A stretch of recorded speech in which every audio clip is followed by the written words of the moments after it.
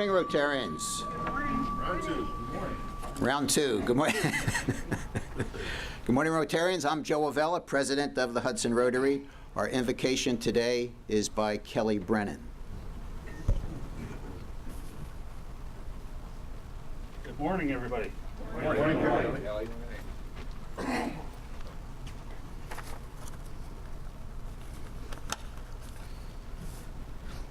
Bow your heads. May the doctor never earn a dollar out of you. May your heart never give out. May the 10 toes of your feet steer you clear from misfortune. And before you're much older, may you hear much more and better blessings than this. Amen. Amen. Well done. And Jay Yard will lead us in the pledge and the four-way test. Pledge. Pledge allegiance to the flag of the United States of America and to the republic for which it stands, one nation, under God, indivisible, with liberty and justice for all. And the four-way test. First, is it the truth? Second, is there at all concern? Third, will it build goodwill and better friendship? Fourth, will it be beneficial to all concerned? And to lead us in song today, and I can't imagine what this song's going to be, Rotarian Dick Pearsall. I've almost recovered from the train wreck last week when we tried to sing June is busting out all over. So I thought we'd get us something more familiar. Since the Indians in first place, I thought let's sing Take Me Out to the Ball Game. We know that one, okay? Take me out to the ball game, take me out to the crowd, buy me some peanuts and Cracker Jacks. I don't care if I never get back. So it's root for the home team. If they don't win, it's a shame. For it's 1, 2, 3 strikes, you're out of the old ball game. That's more like it. All right, play ball. Okay, I'd like to ask our Assistant Secretary, Joe Zapatowski, to introduce our guests.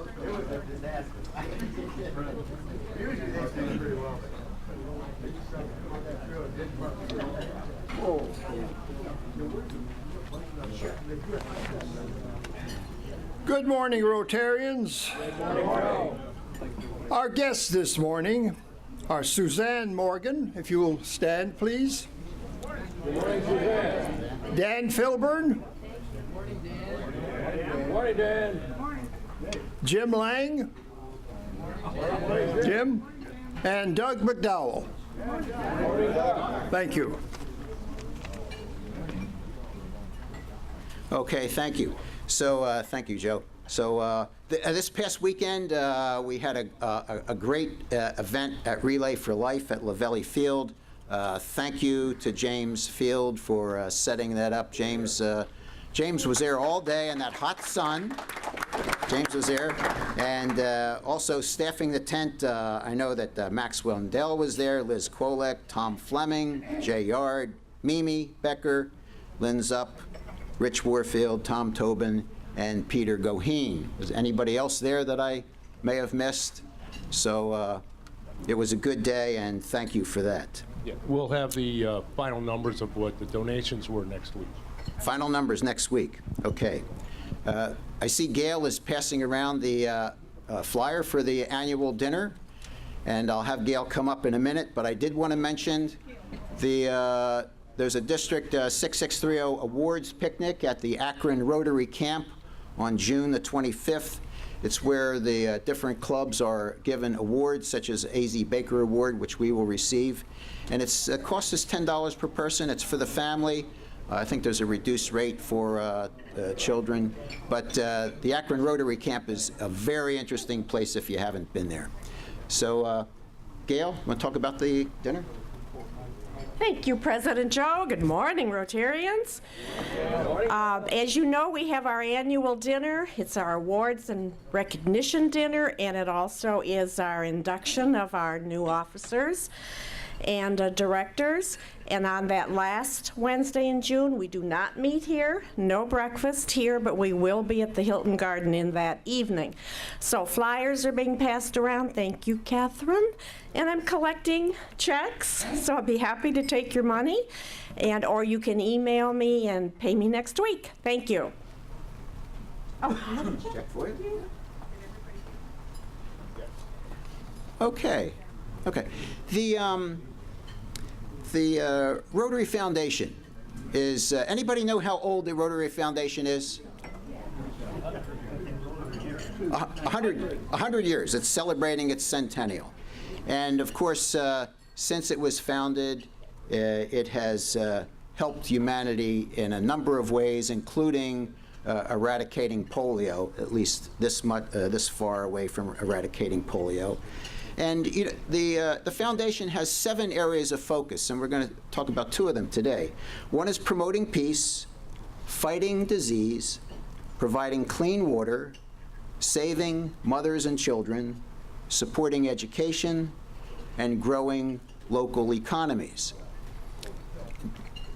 James, can we boot that up, that film? Just a little film clip I wanted to show you about supporting education. Fiji is one of the most beautiful places in the world. It's a place where there's serenity and beauty, a wonderful lifestyle, and fantastic people. Yes, it's part of the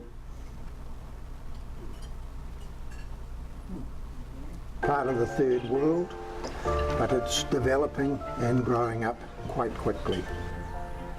If these students are to compete in the world today, they must be computer literate.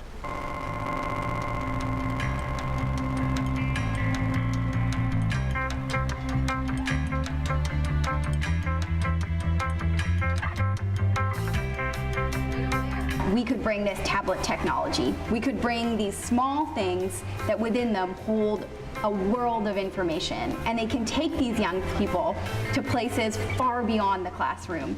They can help them interact with skeletons, with the body, with cells, with science, with mathematics, and filming their own culture. Our vision that we will be the first school that is going to have 1 tablet per child. And I believe with the assistance of Rotary International, we will get there.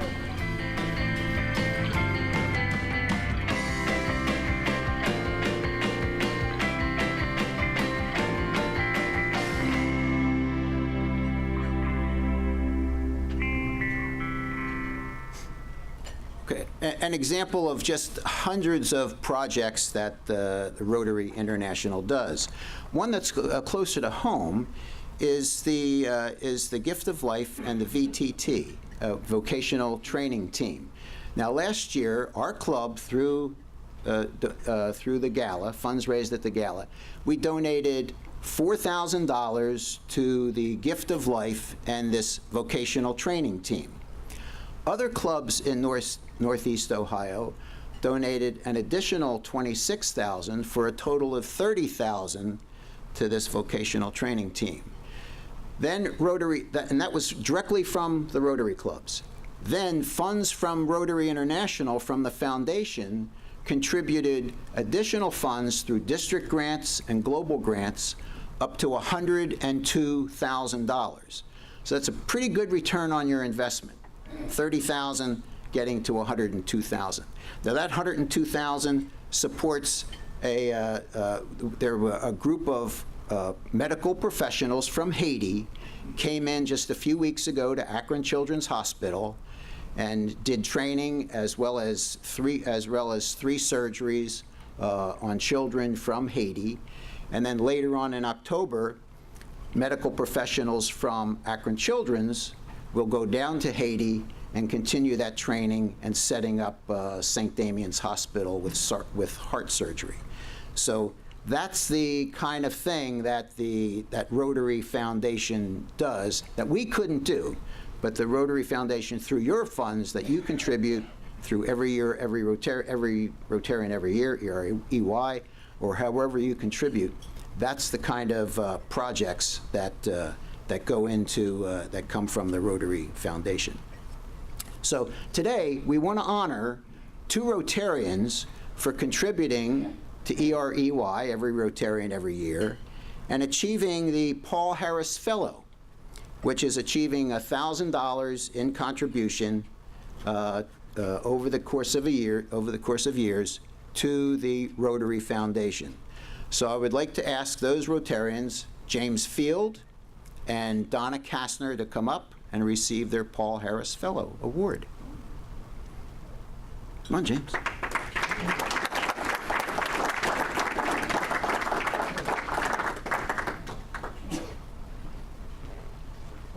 That is yours. Better double check the name. That's yours. Thank you. Thank you, Donna. So thank you to Donna and James. And at this time, I would like all of the Paul Harris Fellows in our club to stand and be recognized and be applauded, please.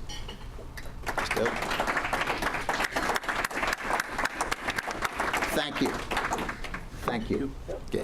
Did you get it? Up, up. Thanks. Okay. Okay. Jim, let's move on to our main speaker for today.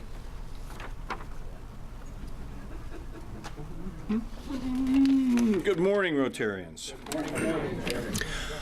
This is the third or the fourth week of Fun Things to Do in northeastern Ohio, and this one is one of my favorites.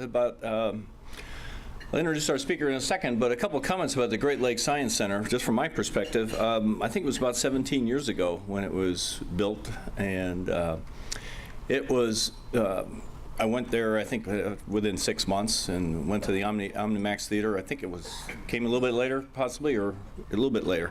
But the great thing about it now is I get 6 grandkids that come visit a couple times a year.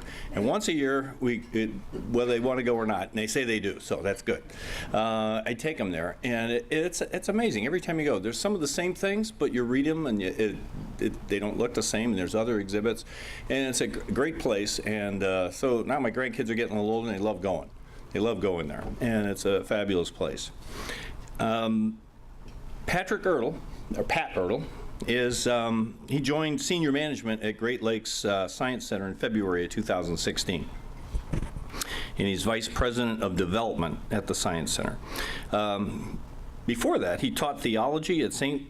Ignatius High School while pursuing his law degree, and went on to serve as general counsel for 21 corporations in the Cleveland Catholic Diocese before entering the nonprofit development field. For the past 15 years, he directed numerous development teams and programs at several Cleveland nonprofits, including Cleveland Clinic Foundation, University Hospitals Health System, and John Carroll University.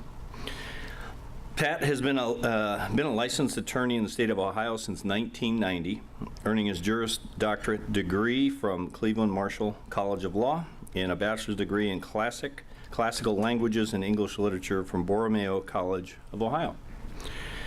He served on a board of directors of 21 corporations in the Catholic Diocese of Cleveland.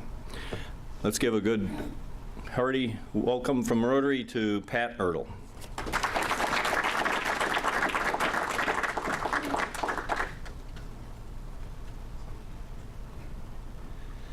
Good morning. Good morning. Thanks for inviting me to speak down here.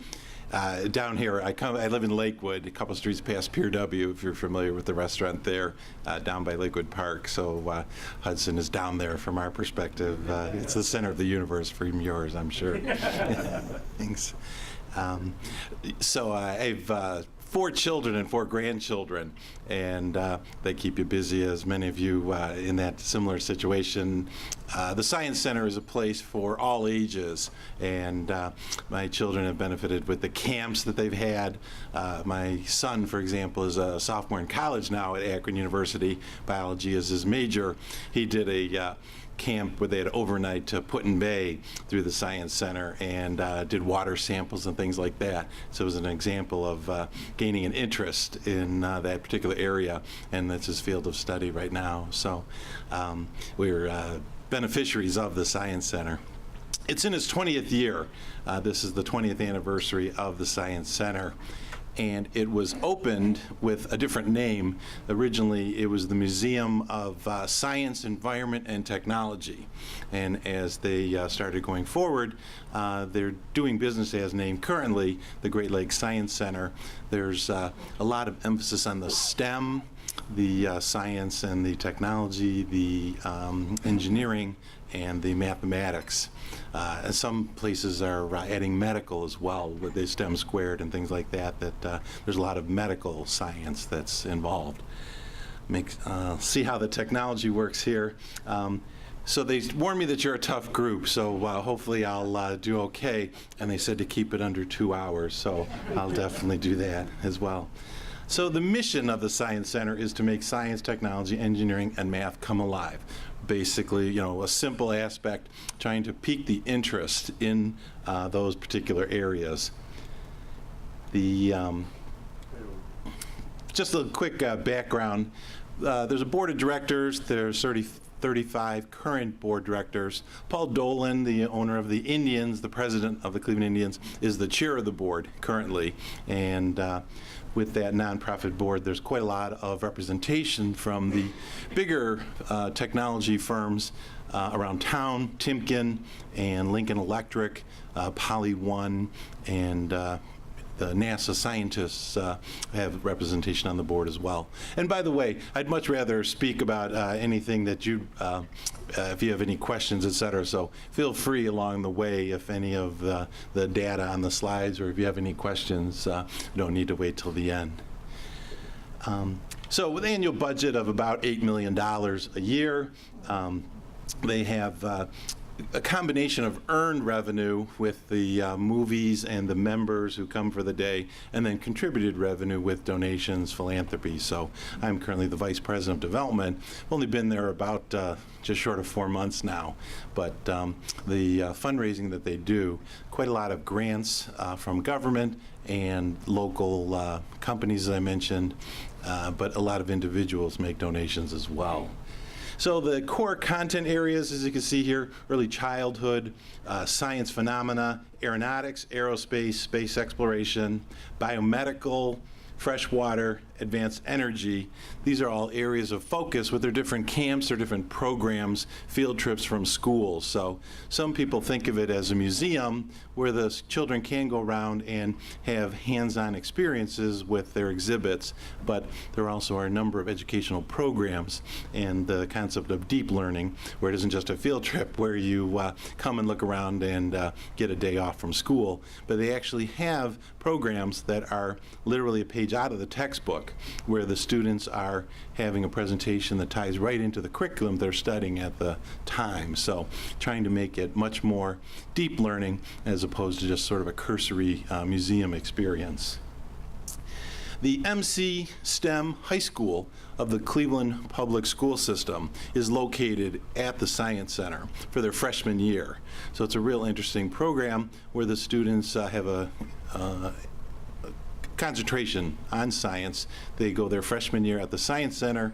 They go their sophomore year to Neela Park, the GE facility, and then the last 2 years they're at Cleveland State University, and they get some college credits for their work, and it was a strong focus on science. So that's a real interesting program, and there's been some students who have really excelled. One student is a Harvard graduate who went through that particular program, so they're real proud of that. And then about 6 years ago, the NASA Glenn Visitor Center moved to the Science Center, so that's another focus that is there.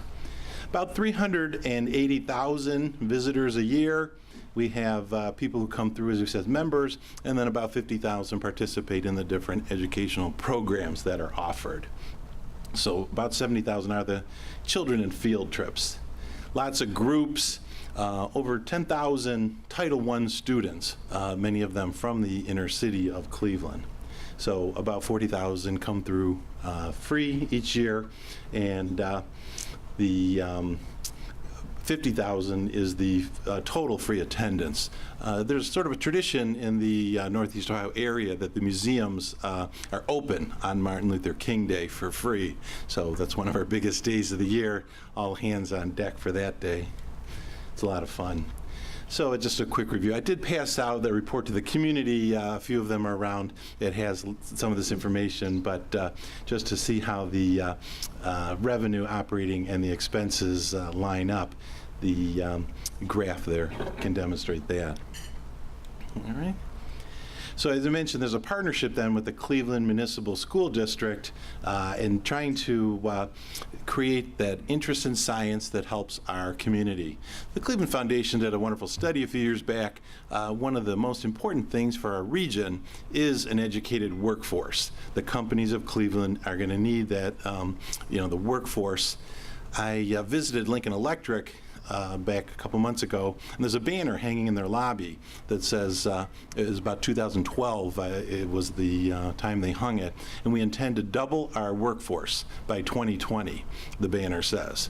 So quite a lot of jobs are going to be available, and then it's real important that we have people who are interested and trained in those particular areas. So there's a whole aspect of workforce development that the Science Center is working towards as well, to get that interest in the engineering, the science, the math, and have people interested in that stay in the region and work in these firms who are going to have the jobs available as long as we can train the people to be able to do those jobs that are a little more technical.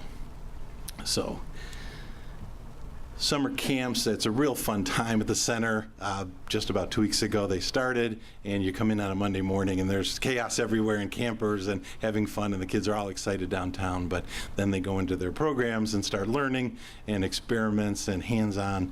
How does paint get created? There's some real fun robotics camps, etc. So we have many campers in all sorts of different, and they do field trips, and there's the water behind the Science Center, so the ability to actually do real experiments with the water that is of the lake right behind them. It's a very hands-on experience. We have a wonderful program called Great Science Academy, and it is intensive. 6th graders through 11th grade will be next year, as it's moving along, adding a grade each year. And the students spend about 200 to 250 hours a year at the Science Center, and every other Saturday, most of the day, throughout the summer as well. And so it's a very deep learning, and the experience is put in front of them. We have speakers that come in from the big firms around town, the big companies. They go out and visit, see what's going on at Lincoln Electric, at Lubrizol, etc. So it's a wonderful program where by the time the students have gone through that program, it's a real addition to their resume and something that they can show that they've been completed that program of deep science learning.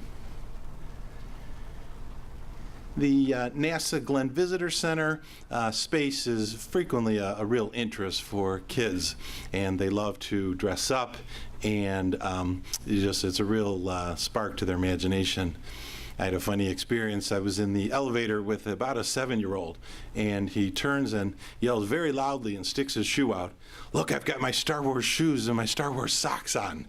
And oh, great, But that's where you wear your Star Wars shoes and socks when you go to the Science Center in his mind. And so he was very excited to see the NASA Glenn Visitor area at the space exhibits that we have. And I'm not sure if many of you are familiar with the steamship William G. Mather. It was moved down to the lake maybe about 10, 12 years ago. It was intended to sort of be its own nonprofit, but that didn't work out, so it became a part of the Science Center, and so now you can buy a separate ticket and go through a tour of a real ore boat that's gone all over the Great Lakes, bringing the ore pellets that you see, and that's often a fascinating experience for the kids as well, and adults, to see the actual captain's cabin, their quarters, the hull of the ship, how they move the ore on and off the boat, etc. So it's a real fun experience for a lot of the visitors. I laughed. You mentioned pointed at the computer, not at the screen. That's the temptation. We have the Omnimax Theater, as was mentioned, and the ability to show these films in a widescreen. The seats lean back a little bit, and it's you feel almost like you're in the movie itself. The Science Center got the permission and showed the latest Star Wars movie back a couple months ago, and a number of the showings sold out. And to, again, almost feel like you're in the middle of the fight with the starfighters, ships, and all that kind of stuff. It's a real good experience. Any questions on any of that so far? No? Just wanted to give a basic overview. Next phase to go through, I'm not sure if some of you are familiar with the neighborhood around the Science Center, and it's going to change considerably and affect our kind of status in the community. So just wanted to give a quick overview. This is the old Municipal Stadium, a picture, if some of you were aware or heard the stories. Back in the 30s, there was quite a big exposition, and the Donald Gray Gardens were there. So right behind on the lakefront, way back in time, was a horticultural display, and it was quite impressive. So now we're heading into a new era, and this is the Science Center. Voinovich Park is the area that they call, oops, I'm not sure.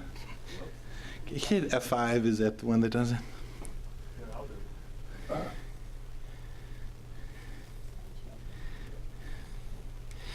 So this is Voinovich Park out here, and that's in the process of being totally redone. And they're going to program the park, as they say. They'll have volleyball courts, rock bands will play in the summer, and food trucks will be there. So it's become quite a place for the millennial, the 25 to 35-year-old group coming down. We have quite a lot more joggers, dogs being walked, strollers, etc. So it's quite interesting. And my office in the Science Center is right here on the corner, and I'm watching. There's a Mexican restaurant that's being built. It'll be open before the RNC convention, which starts July 17th. And so you'll be able to get, some of you have probably memories of the old Captain Frank's down there on the water. And I'm just old enough to remember that era. And so there's a Mexican restaurant. Nuevo is in Akron. And so the family who runs the Nuevo restaurant will be opening Nuevo North. And it looks, this is a concept drawing, but it looks just like that, and it's currently being built. But you see, this is a future picture. Right here, there'll be three, say, sand beach volleyball courts, and they'll have leagues and things like that. So quite a lot more foot traffic is on its way. To see the overview, right now there's not this little bridge right here. You'd have to walk around, and then you have to walk back if you're a tourist who wanted to go out and see what's happening on the Voinovich Park. So they're currently, they're going to be building a bridge here. And the good time now, it used to load here, and now it's on the east side, and that's where the good time is now loading. So they've changed quite a lot. Another exciting piece coming, and again, the Plain Dealers had a lot of this, so some of you may be familiar, but they're going to be building a bridge from the Mall C right by the new Hilton where the convention center is, and it's going to go across the freeway. It's a walking bridge, and it'll land pretty much right on the front lawn in between the Rock Hall and the Science Center. Right here is the Science Center. There is a concept, they were talking about perhaps even a hotel, so this concept drawing has a real thin boutique hotel that would be there. At this point, I'm not sure whether that's going to happen or not. But in addition to the Mexican restaurant that I referred to right here, they also have an apartment building going here. So there'll be a new group of people living down here on the lake.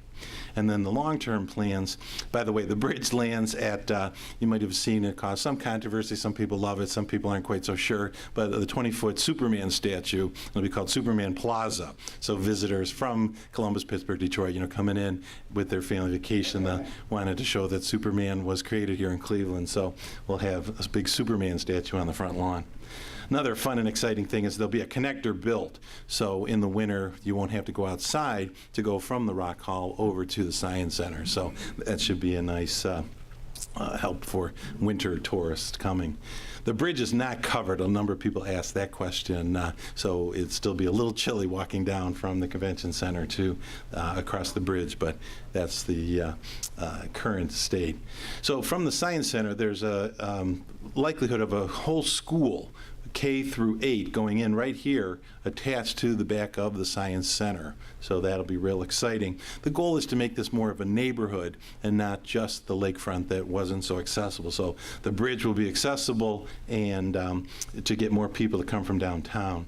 Another exciting piece that's being worked on is to have some of the display of the latest state-of-the-art technology that can be happening at the Global Center on the south side here of the Shoreway. Some of the display would be at the Science Center as well. So a nice partnership is in process of being developed.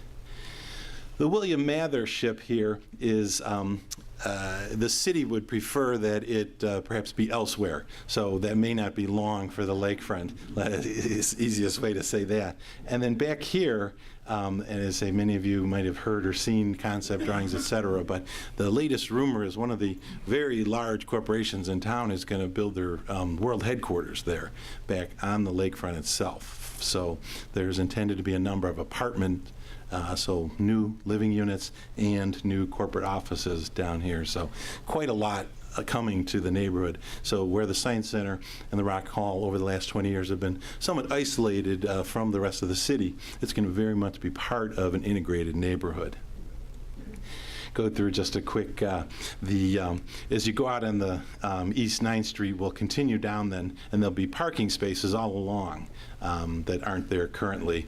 And as I just mentioned, the sand volleyball courts, the Mexican restaurant. So quite a lot of renovation coming to the area. Let's see if we can. This is a picture of, it's now we know the name, this was the concept drawing, it's Nuevo North, but this is what the restaurant is looking like. And then the apartments, there was currently a skateboard park, if you've been down there a while, where the kids, it has sort of red flames around the fence around it, just to the northeast of the Rock Hall. And that is the location where there'll be a whole new set of apartments where people will live down there. And then it'll have its own parking underneath, so interesting concept.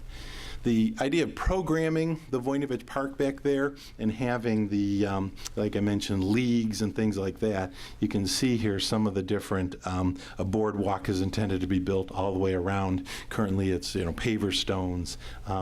They're going to create sort of an amphitheater aspect to the grass, and they'll have more rock band music concerts out on the park as well. So quite a lot coming to the programming aspect.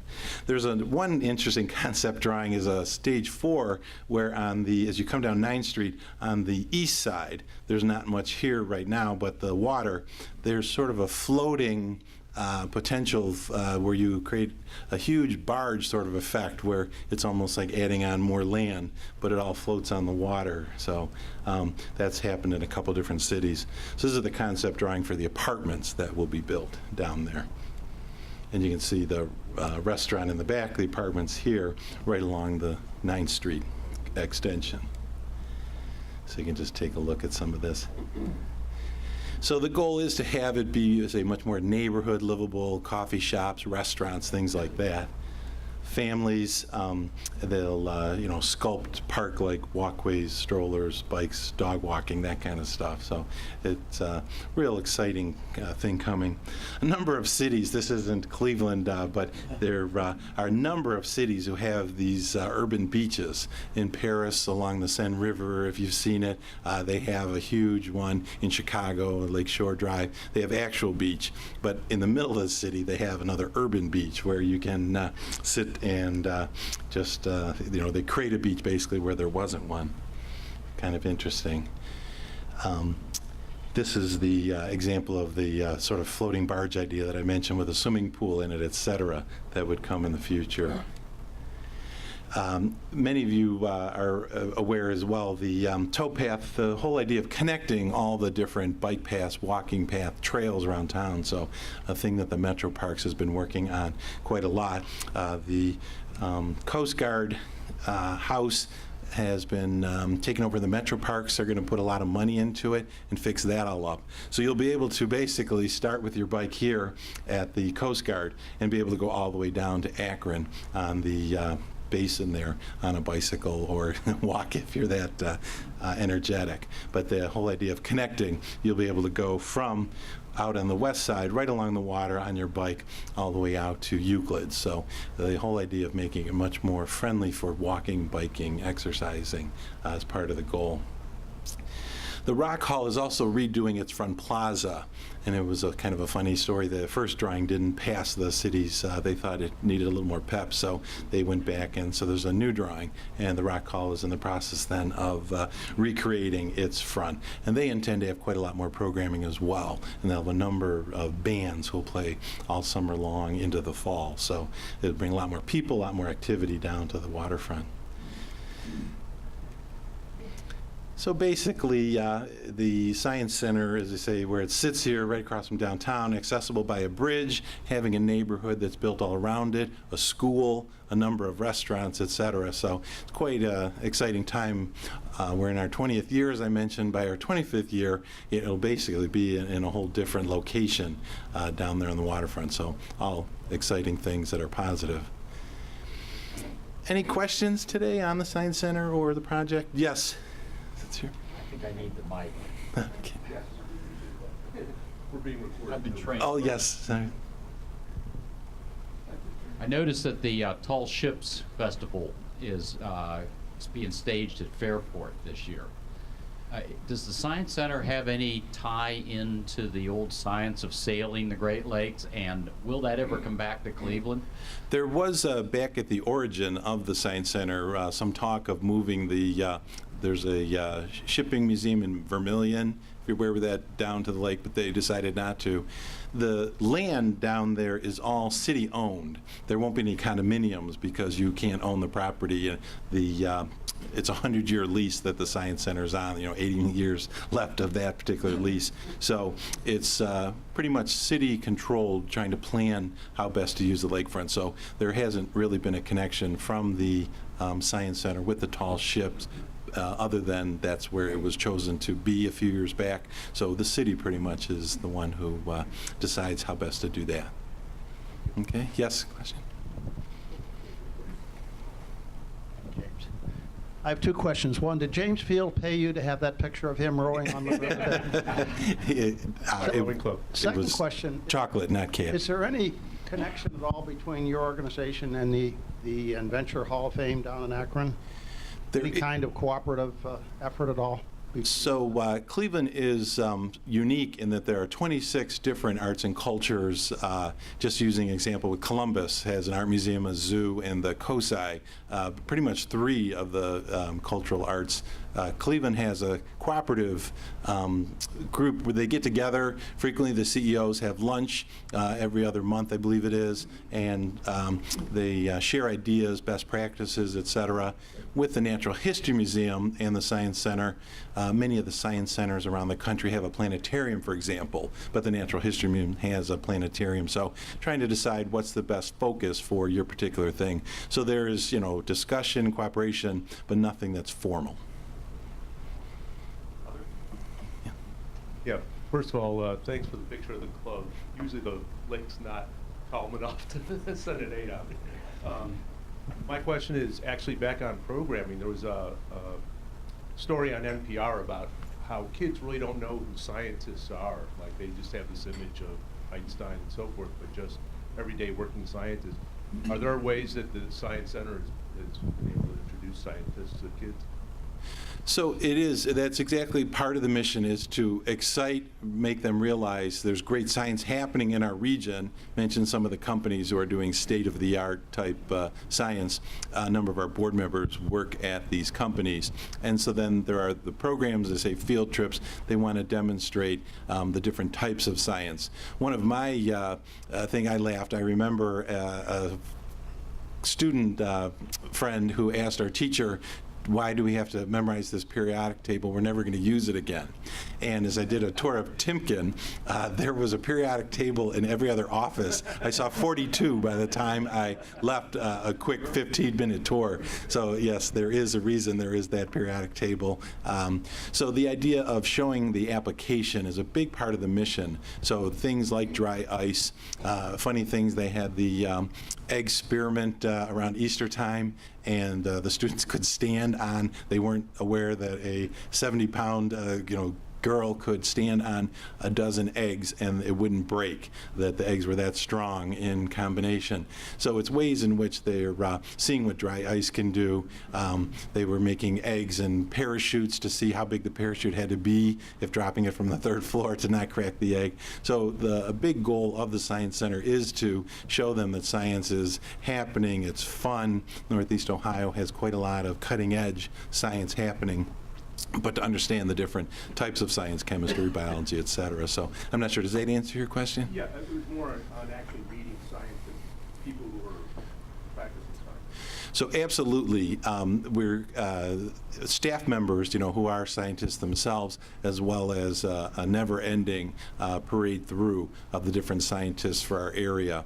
And there are companies who offer, they're young professionals, for example, who come through. And so we have a Girls Go Science Day where it's for the girls about 6th grade through 11th grade, and there'll be some of the, say, paint scientists from Sherwin-Williams will answer questions, mentor with them. So there's quite a lot of scientists who come down and offer their time and, as a mentor, coach, teach, and answer questions with the students coming through. Great. This question is kind of a follow-up from, it's a follow-up from the previous question. There is an international program called GLOBE, the Global Learning and Education to Benefit the Environment. Yes. It's a scientist, teacher, student partnership. And at one time I was one of the scientists associated with that. But my question is, I know that they have some collaboration with NASA, and NASA helps to sponsor that program.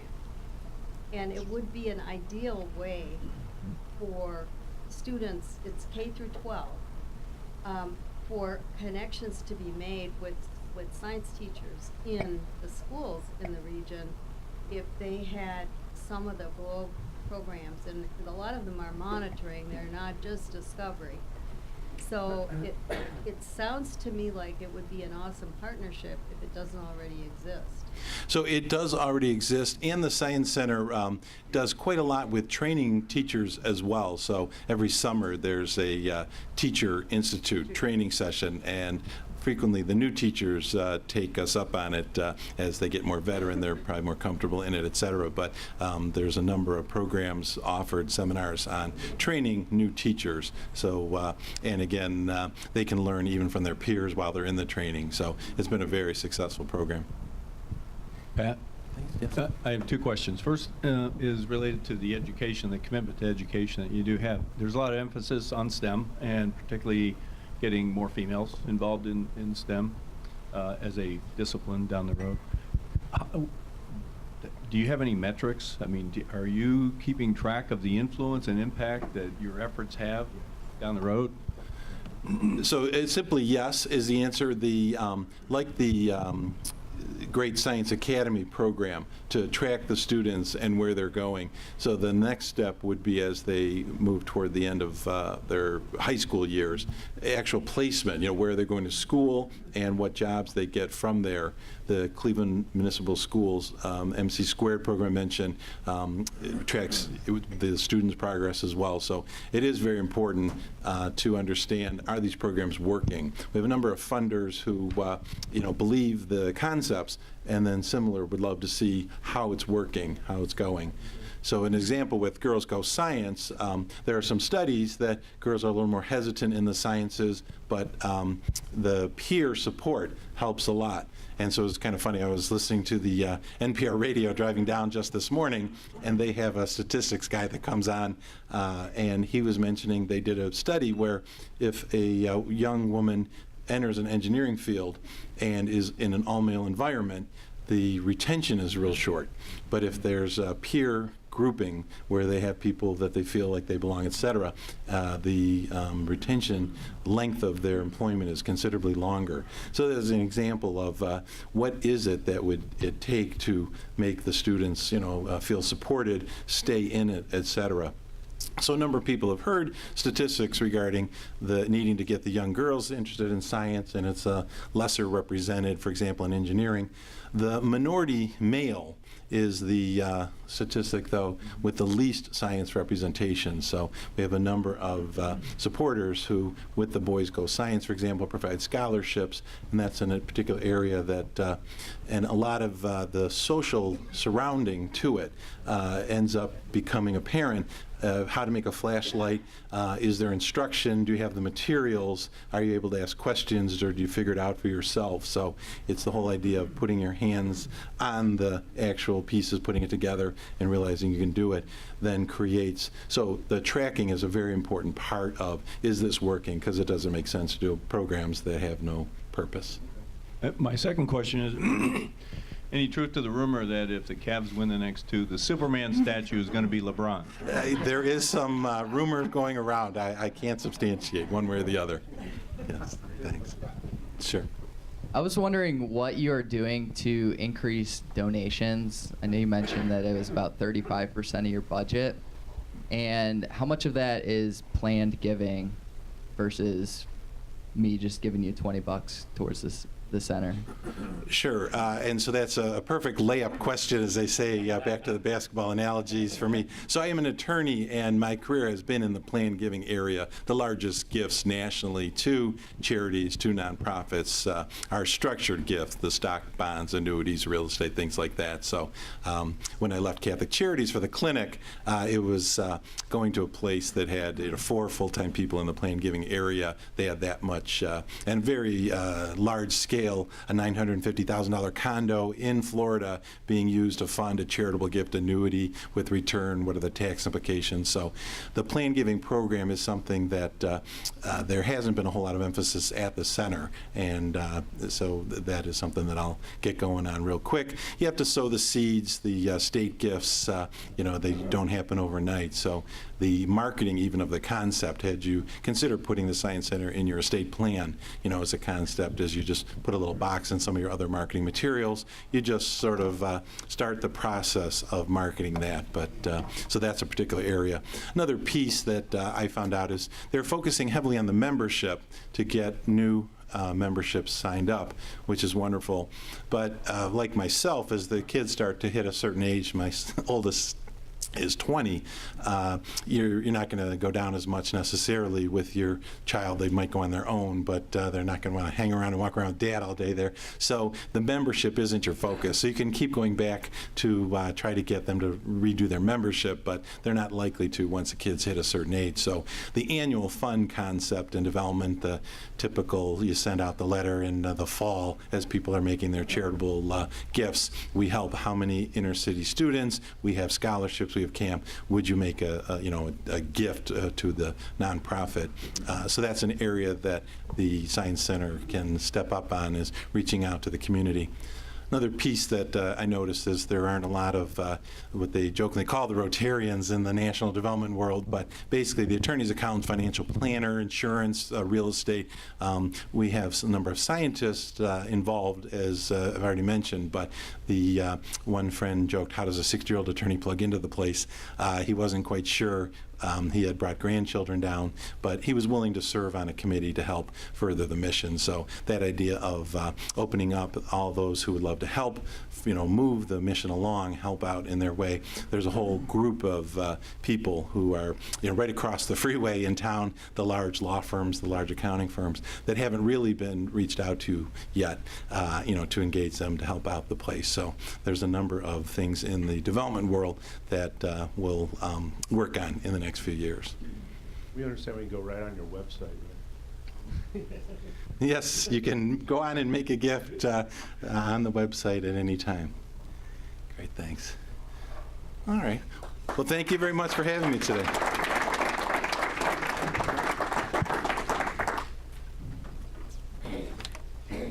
Thank you, Patrick. Another real asset in this Northeast Ohio region. For those of you that thought that we may have discontinued the 3-minute Rotarian, we're going to resume that next week. So there's somebody out here that hasn't done it in a while, and I'm going to pick that name right now.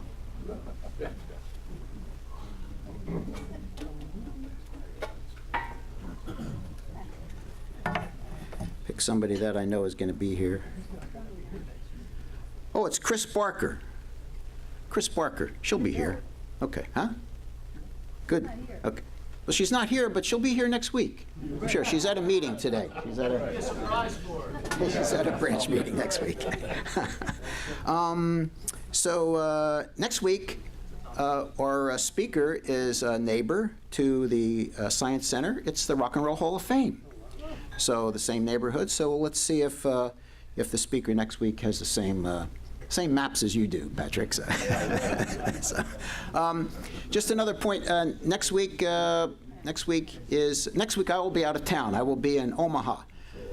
Not on vacation, believe me, not on vacation, but a family visit. So, and President-elect Dave will run our meeting next week. The following week is our dinner.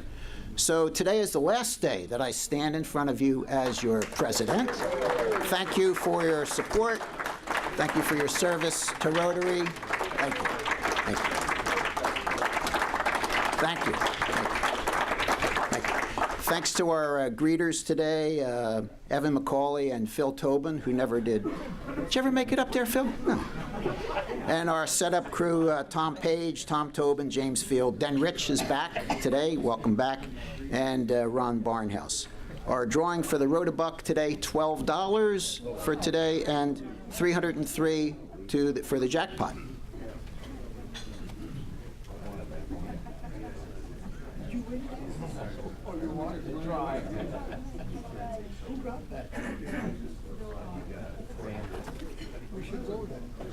Patrick drew the winning ticket. It is 2010. 2010. Anybody have that? I have 2011. He's right. He was right. Yeah, Stu was right before me as we were buying. I have 2011. All right. Stu, I'll come to you. Hold on.